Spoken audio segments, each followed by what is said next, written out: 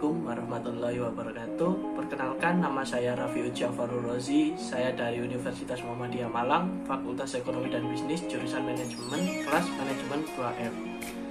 Video ini saya buat untuk memenuhi tugas akhir mata kuliah perekonomian Indonesia terkait ekonomi saat ini. Saya akan menjelaskan tentang pembentukan modal, investasi, dan pembangunan ekonomi. Lanjut. Nah, pertama-tama ini pembentukan atau pengumpulan modal adalah pengalian sumber daya yang sekarang ada pada masyarakat untuk meningkatkan persediaan barang modal sehingga memungkinkan perluasan output yang dapat dikonsumsi pada masa yang akan datang. Pembentukan dipandang sebagai salah satu faktor dan sekaligus faktor utama di dalam pembangunan ekonomi. Menurut Nugas, lingkaran kemiskinan di negara terbelakang dapat digunting melalui pembentukan modal. Jadi, pembentukan modal dapat menghasilkan kenaikan besarnya output nasional, pendapatan dan pekerjaan juga naik. Demikian dapat memecahkan masalah inflasi dan mengurangi hutang-hutang dalam luar negeri. Pembentukan modal juga mempengaruhi kesejahteraan ekonomi suatu bangsa. Pembentukan modal membantu memenuhi segala sesuatu yang diperlukan oleh penduduk yang makin meningkat. Kalau pembentukan modal menyebabkan penggunaan sumber daya alam secara tepat dan pendirian berbagai jenis industri, maka tingkat pendapatan bertambah dan berbagai macam kebutuhan rakyat terpenuhi. Mereka dapat menikmati berbagai komoditi, standar hidup juga meningkat, juga dapat meningkatkan kesejahteraan ekonomi.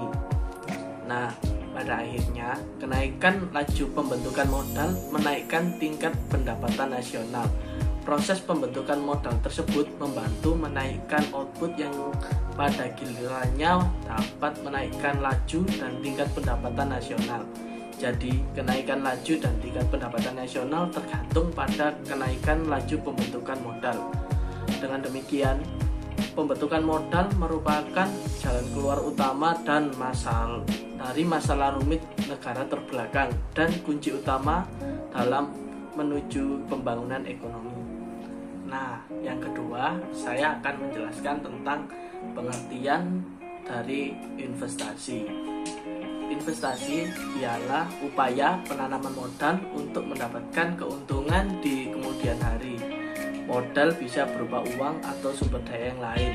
Dengan berinvestasi, orang berharap bisa mendapatkan manfaat di masa mendatang. Nah, sekolah dan kuliah misalnya dapat dianggap sebagai investasi karena Anda menginvestasikan waktu Anda atau sumber daya dengan harapan mendapatkan gelar dan pekerjaan yang baik setelah lulus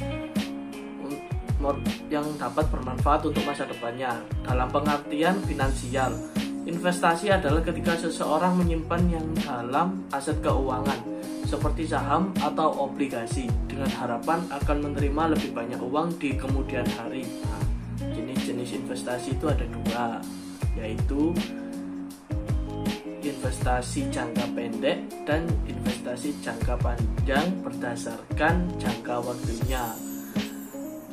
Berikut ini adalah penjelasan mengenai masing-masing jenis investasi.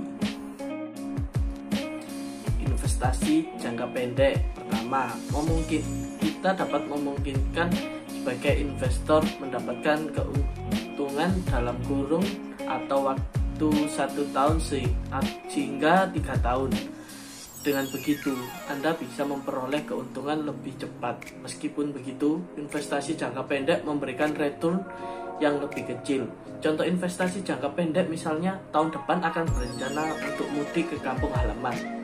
Maka akan membutuhkan dana untuk membeli tiket, membeli oleh-oleh untuk orang tersayang, juga membeli keinginan untuk mentraktir keluarga atau teman, makan dan jalan-jalan saat liburan.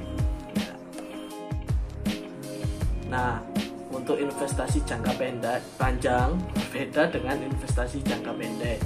Investasi jangka panjang membutuhkan waktu yang lebih lama agar Anda bisa menikmati hasilnya. Anda bisa mendapatkan keuntungan dalam waktu 3 tahun, 5 tahun, atau belasan tahun hingga puluhan tahun yang akan datang untuk menikmatinya. Jika kita sudah memiliki pacar dan berencana menikah dengannya, kita bisa menggunakan investasi ini untuk mempersiapkan biaya pernikahan dan pasangan. Tentunya biaya pernikahan memerlukan uang yang banyak. Oleh karena itu, Anda perlu mengetahui cara mempersiapkan dana untuk pernikahan dengan baik agar tidak tergesa-gesa gitu. Nah, Anda kan sudah mengetahui manfaat dari investasi. Nah, Anda juga harus mengetahui dua jenis investasi, yakni jangka pendek dan jangka panjang. Dalam uraian berikut ini, Anda dapat mengetahui manfaat melakukan investasi, yaitu manfaat investasi contohnya financial freedom atau kebebasan finansial adalah kondisi ketika Anda passive income yang dapat memenuhi kebutuhan dan gaya hidup Anda. Lalu contoh yang kedua, dapat meningkatkan kekayaan dan nilai aset. Yang ketiga, melindungi kondisi finansial dari inflasi. Yang keempat, memenuhi kebutuhan yang memerlukan biaya besar. Nah, itu penjelasan singkat dari saya tentang investasi. Masih banyak yang belum saya jelaskan, hanya ini saja. Lalu lanjut pada materi yang ketiga, yaitu pembangunan ekonomi. Terakhir ialah pengertian pembangunan ekonomi. Pembangunan ekonomi adalah suatu proses yang menyebabkan pendapatan per kapita penduduk suatu daerah dapat meningkat dalam jangka waktu yang panjang dengan perubahan ciri-ciri penting suatu masyarakat, yaitu perubahan baik dalam hal teknologi, pola pikir masyarakat maupun kelembagaan. Disebutkan juga merupakan proses sebuah kenaikan pendapatan total serta pendapatan per kapita dengan menghitungkan adanya pertambahan sebuah penduduk serta adanya perubahan fundamental dalam struktur ekonomi dalam sebuah negara dan naiknya pendapatan untuk masyarakat dalam sebuah negara. Nah, dalam pembangunan ekonomi terdapat 4 unsur. Yang pertama yaitu pembangunan sebagai suatu proses, yang artinya bahwa pembangunan merupakan suatu tahap yang harus dijalani oleh setiap masyarakat atau bangsa. Lalu yang kedua, pembangunan sebagai perubahan sosial. Masyarakat sebagai pelaku dalam perubahan sosial, di mana secara langsung atau tidak langsung perubahan sosial akan berdampak pada kelancaran pembangunan atau menghambat pembangunan. Nah, yang ketiga, pembangunan sebagai suatu usaha untuk meningkatkan pendapatan per kapita. Sebagai suatu usaha, pembangunan merupakan tindakan aktif yang harus dilakukan oleh suatu negara dalam rangka meningkatkan pendapatan per kapita. Yang keempat yaitu peningkatan pendapatan per kapita harus berlangsung dalam jangka panjang. Suatu perekonomian dapat dinyatakan dalam keadaan berkembang apabila pendapatan per kapitanya dalam jangka panjang tersebut cenderung meningkat. Hal ini tidak berarti bahwa pendapatan per kapita harus mengalami kenaikan terus-menerus. Nah, yang terakhir saya akan memberikan contoh dampak positif dan negatif dalam kegiatan pembangunan ekonomi. Yang pertama, dalam dampak positif pembangunan ekonomi yaitu melalui pembangunan ekonomi, pelaksanaan kegiatan perekonomian akan berjalan lebih lancar dan mampu mempercepat proses pertumbuhan ekonomi.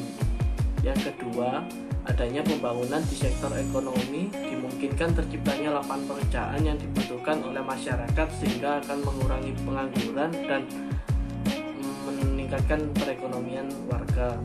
Yang ketiga, terciptanya lapangan pekerjaan dari pembangunan ekonomi secara langsung dapat memperbaiki tingkat pendapatan nasional. Lalu, dampak negatif dalam kegiatan pembangunan ekonomi yaitu yang pertama, adanya pembangunan yang tidak terencana dengan baik sehingga mengakibatkan adanya kerusakan lingkungan hidup seperti polusi, limbah yang dibuang secara sembarangan. Yang kedua, industrialisasi mengakibatkan berkurangnya lahan pertanian. Yang ketiga, tersingkirnya atau hilangnya habitat alam, baik itu alam hayati ataupun hewani. Yang keempat, terakhir, terjadinya pencemaran air, udara, dan tanah, dan kedisiplinannya manusia. Nah, itu merupakan contoh positif dan negatif dalam kegiatan pembangunan ekonomi. Nah, itu saja yang bisa saya sampaikan terkait pembentukan modal, investasi, dan pembangunan ekonomi untuk menyelesaikan tugas akhir mata kuliah perekonomian Indonesia. Sekian dari saya, terima kasih. Assalamualaikum warahmatullahi wabarakatuh.